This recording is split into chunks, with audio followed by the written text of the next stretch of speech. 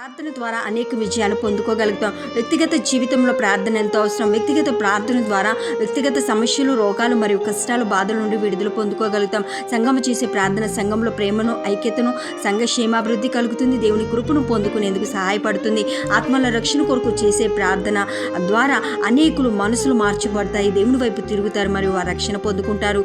అన్నిటికీ ఆధారం ప్రార్థన లేకుండా క్రైస్తవుని జీవితంలో అసంతృప్తి కలుగుతుంది. ప్రార్థన వ్యక్తిగతంగా, భౌతికంగా, ఆత్మీయ అభివృద్ధికి, సంఘ అభివృద్ధికి, ఆత్మల రక్షణకు మరియు జీవమునకు ఆధారము కావాలి. యేసుప్రభువారు భూమిపై ఉన్నప్పుడు ప్రార్థన ఒక గొప్ప ఉదాహరణగా నిలిచిపోయింది.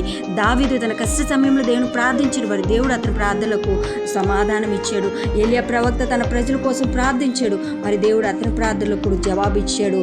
నీవు కూడా ఈ దినాన నువ్వు చేసేటువంటి ప్రార్థన హృదయపూర్వకంగా, నమ్మకంగా దేవుని యందు విశ్వాసం ఉంచి ప్రార్థించి దేవుడు నీ జీవితంలో కూడా విజయాలను అనుగ్రహిస్తాడు. ఈ వాగ్దానం మీ జీవితంలో నెరవేరును గాక. ఆమేన్.